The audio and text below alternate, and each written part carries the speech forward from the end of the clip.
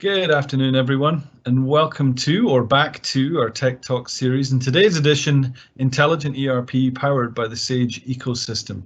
My name's Paul Kindermuth with Technology Evaluation Centres, and first, and probably most importantly, I hope everyone is keeping well.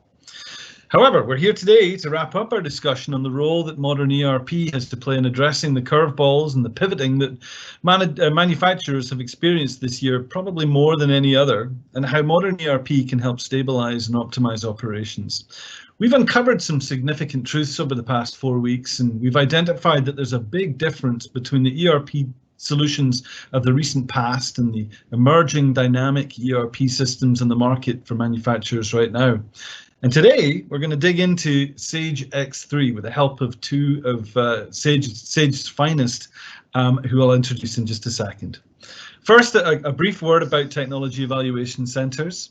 TEC is an impartial evaluation and selection firm who has and continues to help our clients globally assess their current software application landscape and to evaluate and select best fit enterprise software across all domains and industries to ensure that they maintain their competitive advantage. And I've been working as a senior project manager and selection evangelist with TEC for the past 13 years or so, and I've spent a lot of time in the manufacturing sector.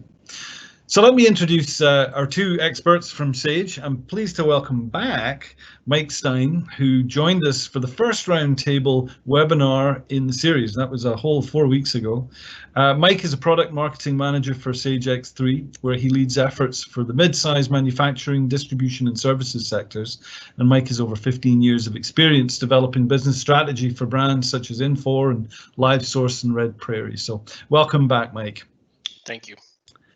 Also supporting Mike is Alan Fine, who's the manager for Sage X3 Field Service Engineers, and he's been working in ERP for 25 years, primarily doing functional presentations, consulting, and project management. 8 of those years were as a value-added reseller, providing sales and services to SMB or small medium business manufacturers. So welcome, Alan. Thank you.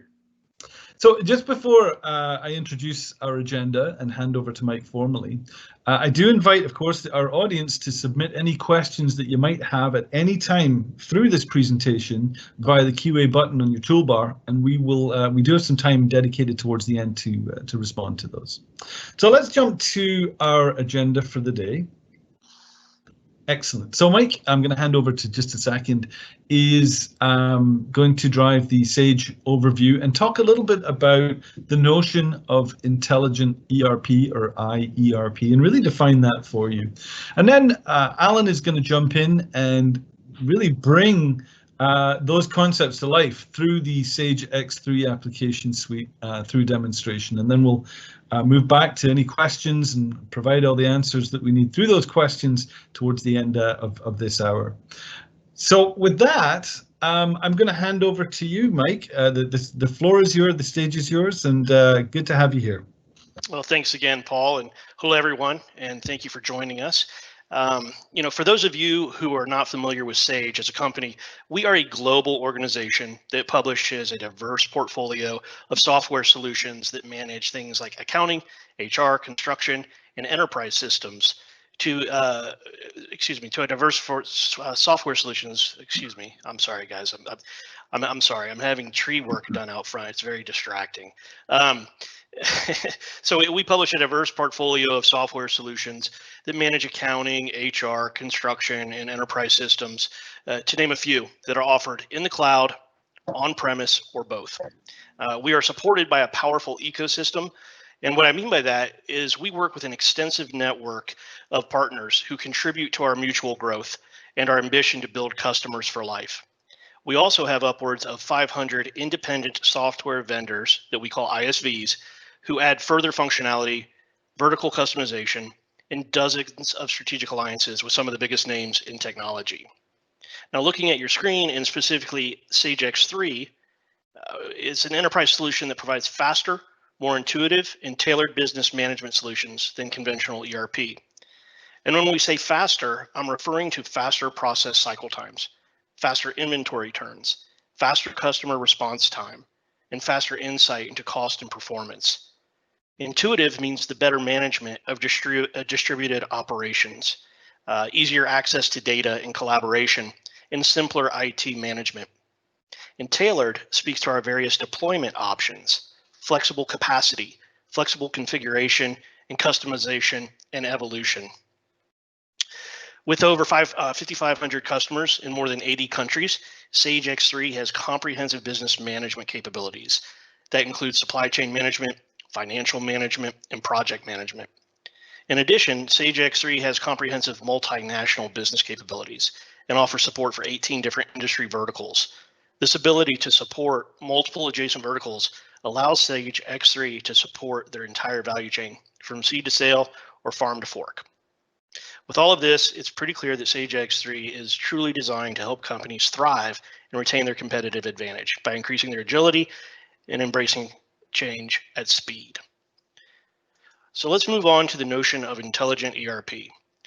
Thanks to our friends at IDC, you're about to see how intelligent ERP actually becomes an enabler and strategic decision-making tool in the digital transformation journey. I think we all know that ERP market is shifting. Paul even alluded to it. The truth of the matter is that organizations need to stop investing in antiquated legacy ERP solutions and start looking into more robust, innovative, responsive, and intelligent ERP systems to address their challenges. This new generation of intelligent ERP, IERP, is the future of the business enterprise, we believe.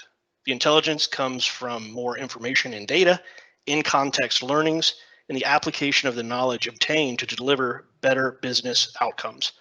So looking at the left of the slide, you see the key characteristics of IERP, things like IoT in real time, common data pools, and adaptive user experiences. On the right, you see how manufacturing enterprises, for example, can optimize across all resources with IERP systems and applications.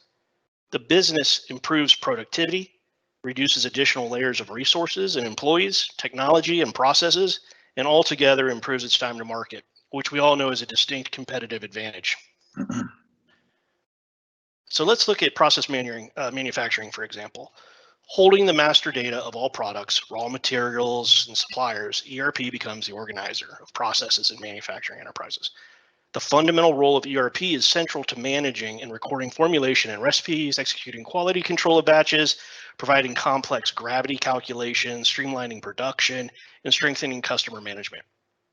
Other manufacturing technologies can benefit from the data ERP handles, including management execution systems, for example.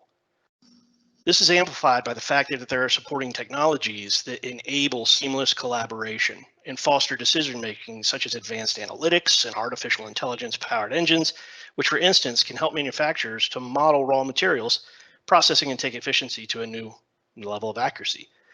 Looking at the graph, you'll see how surrounding business applications and supporting technologies, an ecosystem, if you will play a critical component of bringing this all together to create a comprehensive solution. All right, our final point on IERP is that of resiliency, meaning that in times of disruption, like we're in today, resilience is key to succeeding. Given the interconnected nature of today's global supply chain and expansive network of production facilities, warehouses, and transportation hubs, manufacturing supply chains are more likely to encounter disruptions or breakdowns at more touch points across their supply network. Manufacturers also face external disruptions, which have become amplified through globalization. While globalized operations can mean diversification of risk, they also expose companies' supply chains to the impacts of regional problems, particularly where those operations play a significant role globally. In fact, many manufacturers believe themselves to be more resilient than they actually are. For a business to be truly resilient and to be good at avoiding disruption, regardless of the form it takes, it's imperative that it first looks at its own practices and sets in place the appropriate policies, processes, and tools.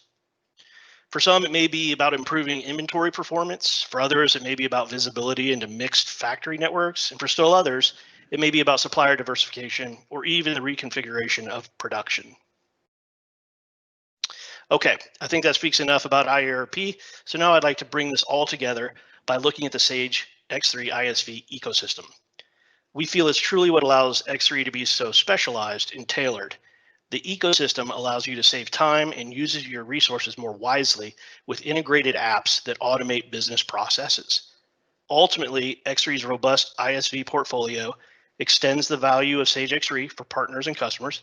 It provides a trusted, connected solution, enables you to grow as your needs grow, and it allows for Sage to focus on our core and develop with API-first approach. All of this is giving you the ability to tailor X3 to meet your exact needs and allowing you to create your own unique iERP. All right.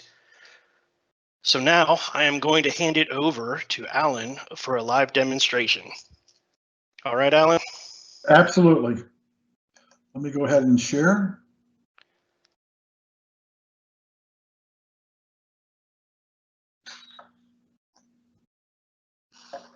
And I just want a quick check, Mike. Can you see the screen? Yes, sir. Absolutely. Well, thank you very much. So in the brief time we have today, I'm going to show you some things, big things and little things. Let's call it big I and little I. In other words, big intelligence and little intelligence that can help you day to day when using an ERP system. So the first thing you're looking at is a sign-on screen. And I want you to notice that it happens to be browser enabled. You access X3 through a browser. Not any particular browser, your browser of choice. Firefox, Chrome, Internet Explorer, Edge, including Safari. And so if I mention Safari, that also means we're device independent. Don't care if you're on a desktop, a Microsoft machine, a Apple machine, a tablet, you can access X3. So I'm going to go ahead and sign in.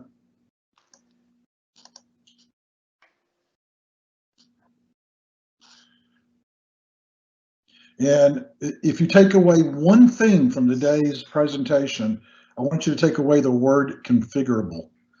Everything you see in front of you is configurable to the company or to a group of users or to a particular user. My system is configurable for doing the presentation today. All right, kind of the art of the possible. So the first thing you're looking at is a page that I've cleverly labeled my page, and it's made up of a number of gadgets. The first gadget is a navigation gadget. These may be the few things, in this case, 6 things that I want to do in the software. Quote, order entry, customer products, calls, so forth and so forth. Maybe just those things. I might need to do 10 things. I might be able to just do 2 things. You can configure the software just to put those things on your navigation gadget. The next gadget you see is what we call a calendar gadget. X3 has integrated CRM. So if I do calls, tasks, appointments, those all flow to my calendar, those that are that I'm responsible for. But the system can also put things on your calendar as well, appointments or calls as reminders based on configurability of the software. Actually, I'm going to show that to you in a few minutes. By the way, fully functional with Microsoft Exchange. So if an event is on your calendar in X3 CRM, it will flow to whatever device you're carrying with you. This next gadget is called a notification gadget. The system is alerting you to things that you need to be made aware of. The first 3 you see here is credit limit was changed for a customer. In this case, Cisco Supplies. Just letting you know, maybe you want to go check it. Okay, maybe you need to verify. If actually you need to approve it, it would have been a different type of message saying you would have to approve that change. This is kind of an informational message. You notice here it says an order was entered for a large amount. Again, an informational message. Gives you the order number of the customer, just letting you know. Maybe maybe you're a sales manager and you want to know, what orders have been entered over $10,000. You want to, go talk to the sales rep, pat them on the back, send a special thank you. Of course, software could do that for you automatically as well. And then, of course, a bookings report is waiting in your inbox. Yes, the software can automatically distribute reporting and have those sent directly to your email. This gadget, Sales by Region, is a chart or a graph. It's just some sort of information, some specific information that I want to see the first thing in the morning when I turn on my terminal. I want to be able to check Sales by Region. But this is more than just a pretty picture. It's also interactive. So if I want to drill down and see the details or convert it to a list, I can certainly do that. I can also do more. I can output this to Excel, all right? Or if I go back to the graph, let's say that I'm creating some sort of presentation and I'd like to have that graph on a PowerPoint presentation. I can also output it directly to a PowerPoint slide. Pretty cool, right? What's interesting, once I do that, once I move it to a Microsoft Office document like Excel or PowerPoint or Word, I really, from those applications, I can actually refresh the information and it will update it from within PowerPoint or Excel, from within those applications. My last gadget is what we call an external access gadget. Basically, I'm bringing information external to my company. In this case, it's always it's a website, and this is the Sage website. But let's say that you're wanting to keep up on the weather. You're in the agricultural business and you need to keep up with the weather, or maybe the stock market, or you're in the commodity industry. We have one customer that actually tracks their ships this way. They have there's a web access for that. So this allows you to bring those other web access directly to your Sage desktop, or my page in this case, and keep track of that information. Or possibly ESPN too, if you want to keep track of the scores. All right. So that's a lot of functionality on one page, and there's a lot going on, and a lot going on automatically. But let's do some other things. I'm going to go ahead and enter a quote.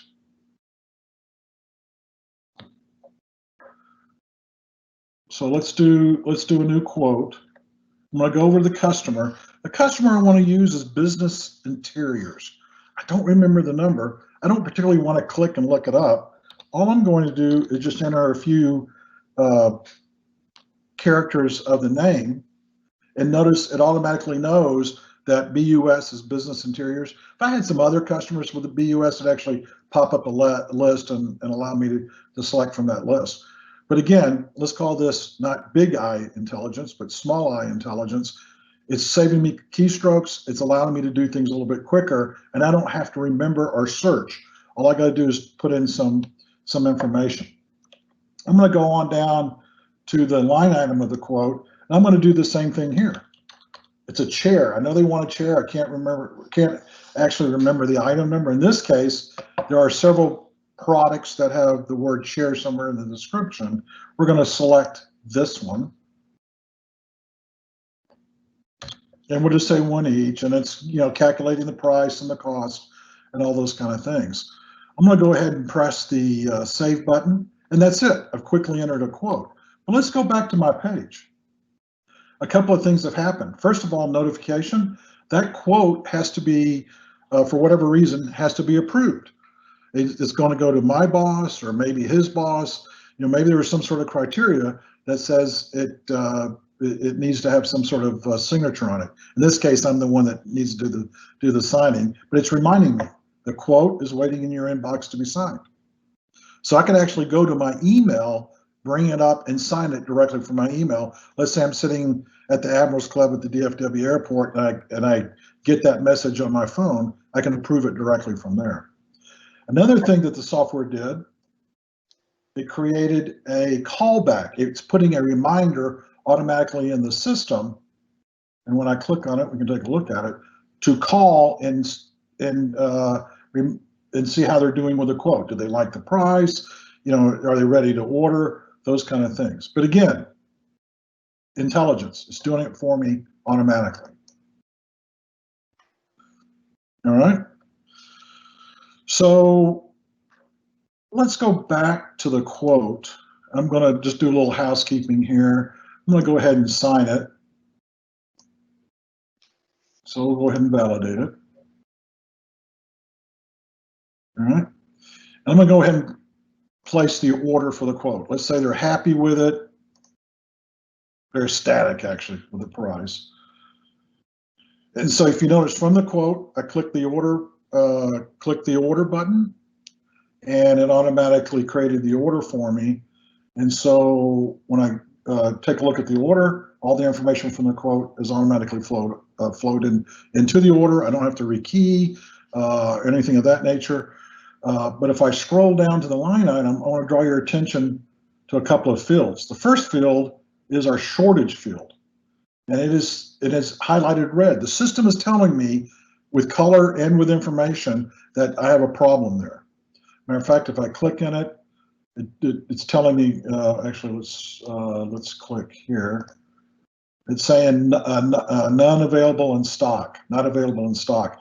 If I did have some stock, or if I did have some coming in or being produced, it would do an available to promise calculation and give me the quantity and the date right there on that screen. But immediately it's highlighting, wow, shortage, need to do something about it.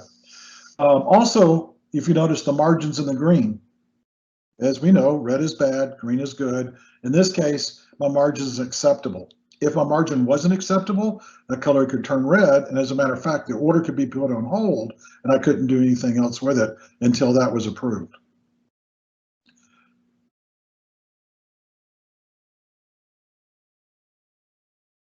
Okay. What I want to let's go ahead and save it for a moment.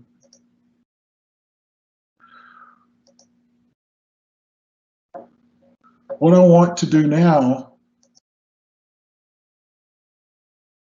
is I'm going to move off my page and show you another type of navigation gadget. This is a navigation gadget, but it mirrors the process of what all manufacturings or typical manufacturings go through. So, for example, if you start with the left, quote, which we just did from my page, all the way to cash, it's really a quote to cash process. Okay. Now, we do call this a navigation gadget. Within the navigation gadget, we call it a visual process map. Think of it as a map to your processes. Now, this is a visual process map that I've created to do presentations, but again, you could mirror the exact processes within your company, and they can be mapped out just like this. As a matter of fact, you could have little pop-up messages to help you with remembering exactly what it is that I need to do, as you see here. Okay, little things can pop up to remind you to do things. Now, in this case, normally colors don't matter, but in my case, it does. For example, a blue icon brings up functionality. You just saw me do a quote. I can click back into the quote, and there's our quote we just did. A black icon drills you down into further processes. Now, I know we are talking about intelligent ERP, but we can't forget just the nuts and bolts of what you want an ERP system to do. Yes, it could be a little bit boring that we need to take orders and we need, we got to plan our production, plan our buys with material requirements planning or master production scheduling. Of course, we do all that. And then from there, we're going to do scheduling, full, finite capacity planning. And then we also employ things like workbenches to purchase. And then we go into our supply chain and we go into receiving. Let's talk a little bit about supply chain. As you can see here, there's a lot of activity. It's more than just, we do more than just purchasing, right? We do more than just buying. We can manage your whole logistics inbound supply chain, from things like containerization, shipments, pre-receipts, all the way to receiving. We can manage that whole process, as well as the landed cost that goes with it, all of the different cost elements, the import duties, the cleaning of the container, whatever it is that you need to manage and need to calculate, X3 can do it. Of course, typical things like purchase contracts and requests for quotes, we can handle all those activities as well. I do want to talk a little bit, let's go into receiving a little bit, because I want to basically show you these nice little icons that are barcodes. We have a feature called automated data collection. It is part of the software. It's integrated into the application. So, that might be intelligence from just, from a few years ago, but it is still a smart way to do transactions in the system. And all of our distribution, warehousing, and manufacturing transactions are available with scanning, or what we call automated data collection as well. So things like purchase receipt, shop floor control, put away, directed picking, directed put away. All of those things are managed by a scanner, a smart scanner type capability. Okay. What I want to do is talk a little bit about bills of material and some of the things that we can do there. And one of the ways is that we can graphically show you what we call a production slip, which some people call a bill of manufacture, looks like. So for example, you saw me enter a quote in an order for a chair. This is an example, or this is the bill of material of that chair. I'm not going to go into the production and buying and purchasing and all that today. Don't have enough time. But if I was, these are the things that we would be doing. You notice that we do support sub-assemblies. We do support phantoms. We do support purchased items, raw materials, finished goods, so forth and so forth, as well as operations, routings, overlaps. I'm just kind of throwing some things out right now for the sake of time. But if you're interested in full scheduling, capacity planning, maintaining monitoring your plant, we do support all those capabilities, as well as multiple different ways of costing, from standard to FIFO to LIFO, actual, lot actual. We support multiple costing methods. All right. Now, what's really interesting here is that we do support full revision control, as well as multiple bills of material and multiple routings. So when you think about intelligence in a system, you don't want to be limited either. So if I need a production BOM, if I need a costing BOM, a planning BOM or bill of material, you can do those things with X3. Now, I did believe, I just want to reemphasize what Mike had talked about earlier, and that is multi-company, multi-site. Everything that I'm showing you, I am kind of focusing on making a chair in a factory, but we are multi-company, multi-site, multi-legislation. And that not only includes from a financial standpoint, but that also includes from a planning standpoint. So if you think about, I need a source. As a matter of fact, I got an interesting way of showing this. So again, I'm at a navigation gadget, but this one's a little bit unique because it's animated, and it's a great way to kind of show off the things that you can do. And it does say accounting organization, because what I'm going to talk about is pertinent to the accounting organization. But we are multi-site. Okay, or multi-company, multi-company tied to a legislation. We are multi-site. So these could be financial or non-financial sites, could be warehouse only. You could have warehouses within warehouses if you want to do that. Okay, we do support inter-site, intercompany transfers from a financial standpoint, but we also support multi-company in a different legislation. So for example, and this is what I was trying to refer to. For example, if this site or this company requires raw material or sub-assemblies or some sort of production, let's say from this site in the United States or some other country, the system will automatically create the requirement. Really kind of a cool thing. And again, when you talk about intelligence, there's a lot of software if you want to do that. It's two separate systems because you got to run it that way. Maybe you got to generate paper. Email it, they'll enter it in the system, not with X3. Create the order, automatically shows up, ship it, automatically does the inter-site or intercompany transactions to offset the cost and price. Kind of a smart thing to do. All right. So Mike was talking about the different industries earlier in his presentation, and he was talking about food and beverage and process manufacturing, discrete manufacturing. We support in financial only companies. We support all of those industries. We have unique features within the application. So if you're in discrete, and I was kind of focusing a little bit on that today with the office chair, but if you're in discrete, we can certainly handle that. You get into process manufacturing, things are a little bit different. You might need, I'm going to show this off a little bit.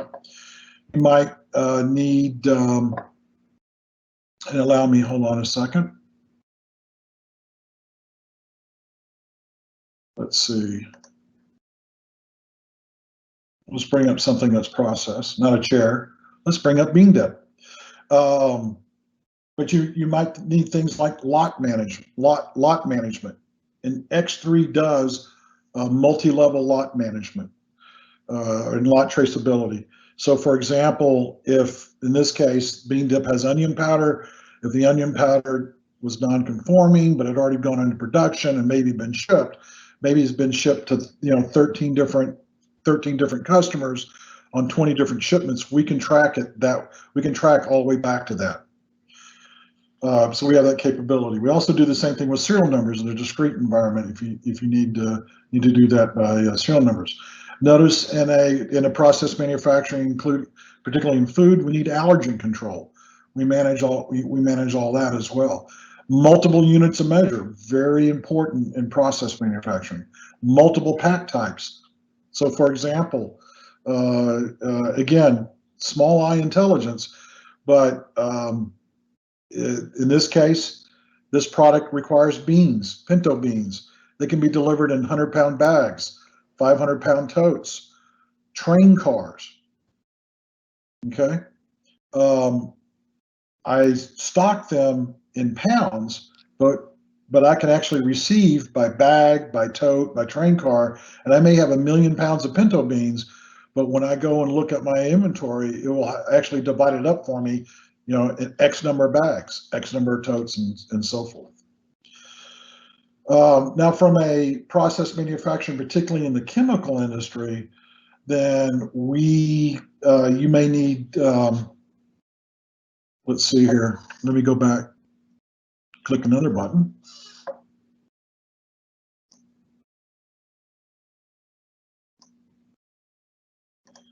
And you may need things like properties. Now we're getting into safety data sheet type information. So might need properties, we might need property types. We might need global harmonization labeling. Okay. So of course we manage all that from the point of R&D of the chemical or the item in process manufacturing, all the way through production, where the work order requires, if there's hazards, you might need to wear a mask, you might need to wear gloves, all the way through the bill of lading and shipping, and including the labels that may go on hazardous materials. We manage all that process as well.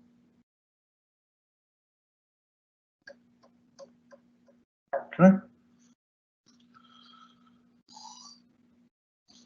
Right. So again, I've kind of shown you a little bit of the nuts and bolts.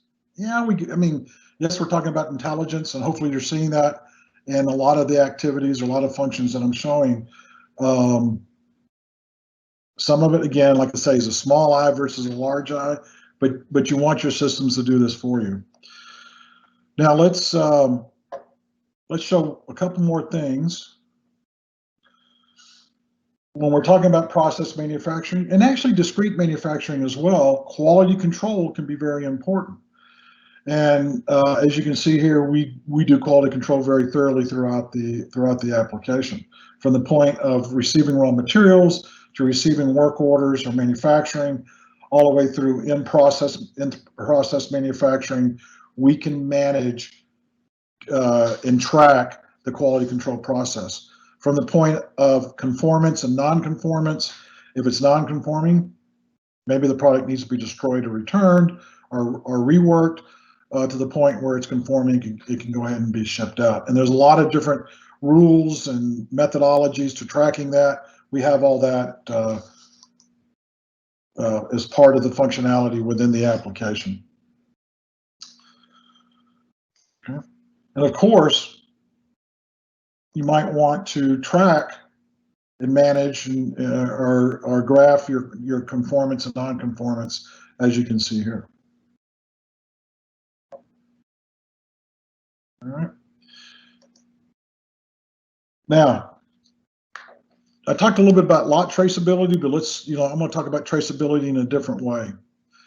So when we're talking about an intelligent system, let's think about all the things I just talked about.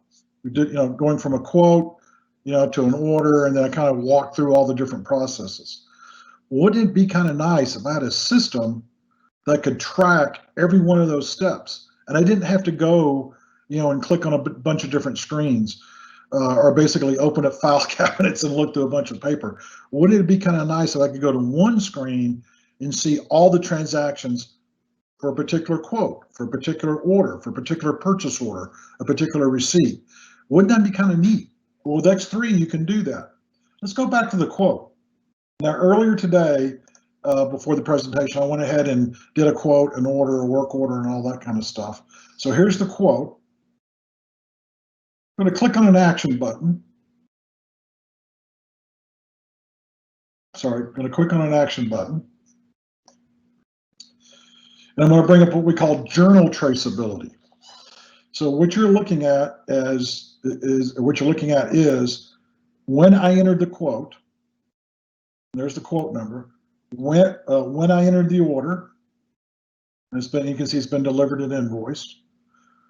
When I generated the pick ticket to go pull it out of the warehouse. When I created the delivery. When I created the invoice. When I posted the journal entry for the invoice. Created the open item to collect the cash against, or the payment, and then when I posted the payment. All of that on one screen. So if there's any question pertaining, and of course I can access this at any point in this chain, but if there's any question, there it is, all right in front of you. And what's even nicer, if I need to drill down and see the details, I can actually click, and in this case, go directly to the pick ticket. So I can see who picked it, when they picked it, what, that kind of thing.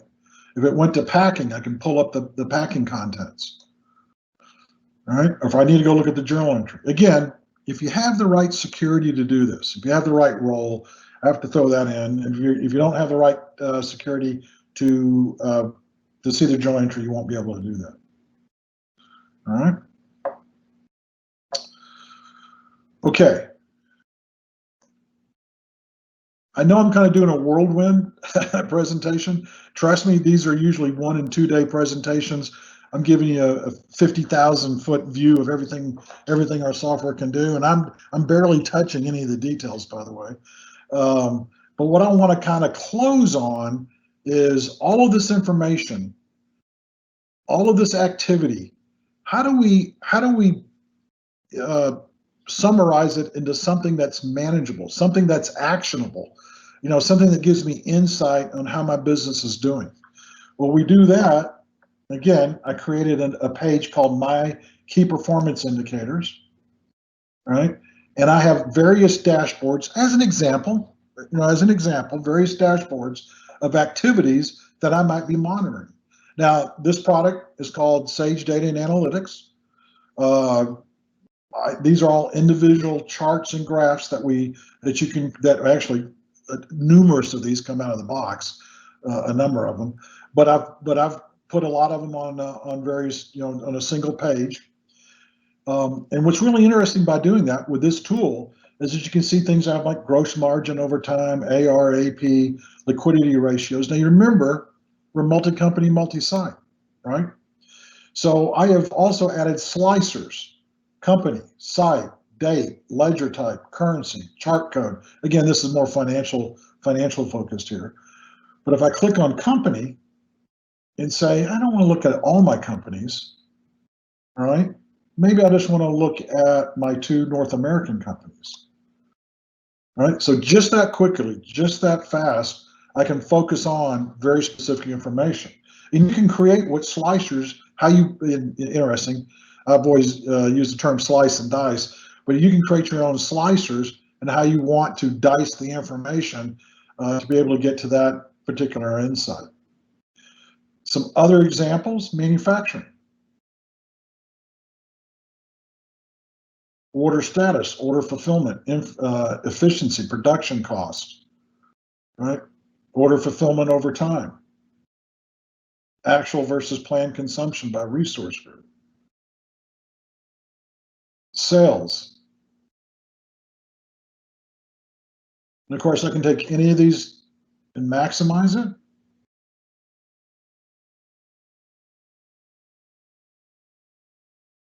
Now, these are the top 5 customers. A lot of the charts and graphs are drillable, and they'll either drill to another graph or all the way to the transaction set.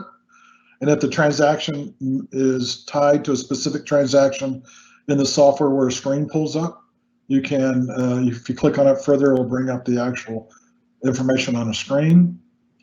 I believe if I double click on one of these, it'll actually take me to a different chart. And you can do different types of charts. You can do combination charts, gauges, bubble charts. You can actually do maps, heat maps, those kind of things. All right. Here's an example of financial. So think about this for a moment. Income statement daily, if I want to do that, or the minute the income statement is ready to go and posted, it's right there. It's right there, it's right in front of me, or delivered to my inbox. Or maybe we do income statements by product, income statements by sales rep, or by sales territory. We can actually do that as well. But it could be the first thing I see when I come in the morning. And these are just samples. We got a lot of different charts and graphs and a number of different dashboards already pre-configured.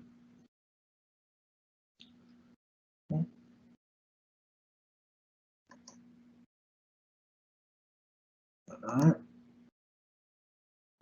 Okay, so just quickly to wrap up this section, we have a lot of ways to simplify your use of an ERP system. The system can work for you, as you've seen here.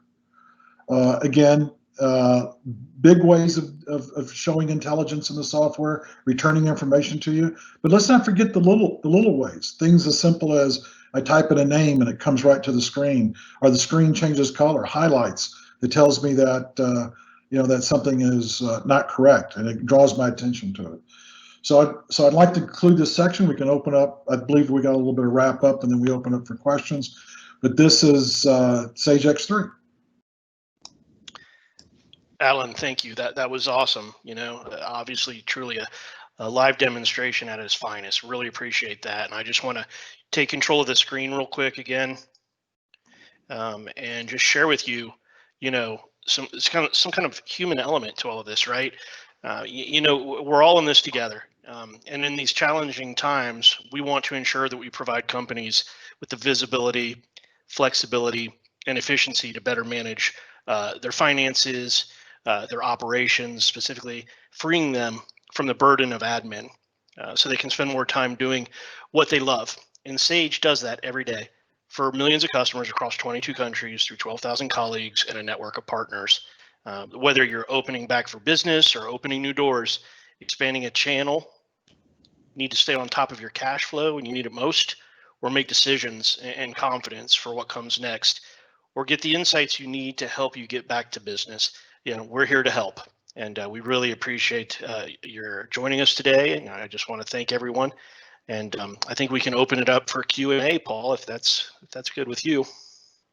It most certainly is. Thank you, gentlemen. And one of the things that, as we've worked through this series and talked about the challenges, and we've talked about the opportunities that exist, but when we get into the application, it's so interesting to really understand how connected it allows the various segments of your operation to be, and how you can pull that together. Even looking at the reporting capabilities just a second ago at the level that we did, how straightforward it is to pull together all of the facets of your organization within one application suite. So great job, you guys. Okay, I do have a couple of questions that I did want to ask and that have come through. I'm going to paraphrase this question, if I may. This series has been really about digital transformation and the direct correlation with, or oftentimes I should say, the direct correlation with cloud adoption. Mike, can you talk to Sage's approach to cloud delivery and an effective transformation that way? Yeah, I'd be happy to. Sage X3 offers single tenant SaaS, single tenant PaaS, which is partner led SaaS, if you will, and multi tenant deployment options. So I had spoken to that previously. We do offer a number of different options. The release of version 12, which is our latest release, sees the expansion of the Sage Business Cloud footprint with the introduction of new X3 cloud services that offer an unrivaled level of choice for our customers. Sage X3 is available on the cloud and on premises. It's important to note on premise, we are talking about cloud, but there are still quite a few companies out there that absolutely require on-prem. I'm just making a point of that. Providing our customers with the flexibility to select the deployment option that's best suited to the needs of their businesses. Our solution builds upon a cloud architecture for accessing all core business processes over the internet using a web client, right? A browser like Alan was using, mobile device, or an application connected through a web service. Unlike many of our competitors, it's important to point out, Sage X3 offers our customers a choice of cloud deployment options that I mentioned before. Be sure that they deployment and cloud service offering that will best meet the needs. Alan, not too long ago, I know you were on site and they absolutely needed options, right? Which again include a single tenant SaaS, single tenant PaaS, which is partner led with our vast number of partners, and multi-tenant SaaS. Yep, absolutely. Yeah. Yeah. So what I was going to say, that ability to have the different deployment methods is huge. Because you think about, particularly today, some of our, actually just recently, one of our customers was worried about having it in the cloud, like on Amazon Web Services, and we know it's all safe and all those kind of things, but they felt more secure going to a partner cloud. Yeah. Flexibility. Yeah, flexibility. Yep. Thanks. I have another question come in, and the question is with regards to your target audience, your sweet spot, if you like, for X3. What size of company is X3 targeted at? Well, we're absolutely a medium model, if you will, medium-sized businesses. We target at a user level and a revenue level. And from a user level, we're probably, well, from a revenue level, we look at about 40 million and above. And from a user level, it could be anywhere from 25 users and up. Alan, would you agree? Right, absolutely. It's very typical today. Again, depends on the market and all that kind of stuff. But this year, our average size was 100 users. Yeah. So. Yeah. That's absolutely. Yeah, the medium segment, right, in the targeted industries, we really excel in the manufacturing distributor, right? And under manufacturing is process manufacturing, very strong in that area. Exactly. Yep. Okay, and I do have time for one more question. It's more an opinion piece, this one. And I think this is actually a great question to tie up this series with. So I'm gonna give you the honor of answering this one. During the past 9 months, what's been your observation on how manufacturers and potentially other industries have approached their digital initiatives? So have they been tentative in their go forward for maybe budgetary reasons or otherwise, or have you seen a real movement to explore the options that are available to them? Yeah, Alan, I can chime in on this and you can add to it. Sure. Yeah, the short answer is, yeah, we've seen, a real movement. And we know that no industry is immune to the current impact of COVID-19 virus. I was reading an article this week, the National Association of Manufacturers, NAM, if all of you are in tune with that, highlighted that X% of manufacturers anticipated change, and that percent was over 50. And that X% of those manufacturers are also facing supply chain disruptions was just shy of 50%. And while many industries are trying to find ways to navigate through the disruptions due to the virus, one of our customers, Carpenter Industries, who is an automotive manufacturer, have implemented business continuity plans, and they've invested in technology that has enabled the capability to navigate through uncertain times, in an effort to provide a competitive advantage. Another customer of ours, Once Upon a Farm, implemented e-commerce and opened up an entirely new channel to their traditional, grocery store model, if you will. And with the help of Sage Business Cloud, back to Carpenter Industries, they've really implemented a truly robust measures to business process technology. That's where we really help. A platform including things like a strong audit trail tracking and analytic capabilities, which is how Alan rounded out his demonstration. Right. And that's my answer to that. Alan, I don't know if you have anything to add. Well, so I can. I'm more focused on, of course, new customers in the sales cycle, and I can tell you when COVID first hit, March just dropped off. I mean, it was a little bit scary, but then May, June, July, particularly June and July, was our largest months in a number of years. It was amazing. We started doing lots of presentations. We closed lots of business, very large customers. And when we asked them, how is COVID affecting your business? Now, these were, interesting enough, of course, process manufacturing, food. You think about those industries, they were kind of the frontline type businesses, at the beginning of COVID, keeping the supply chains filled. And they saw an immediate need to get new systems that could be connected, that could give them insights. We didn't touch on, things like our new APIs and GraphQL. I mean, we only had a few minutes today, but we can connect to other systems, other platforms, particularly in the manufacturing facility. Just something as simple as putting something on a scale for FedEx or UPS and having it returned immediately to the system and calculate the costs and charges and stuff. That's huge for companies that never knew that existed. So we saw a big uptrend at the beginning of the summer. Super.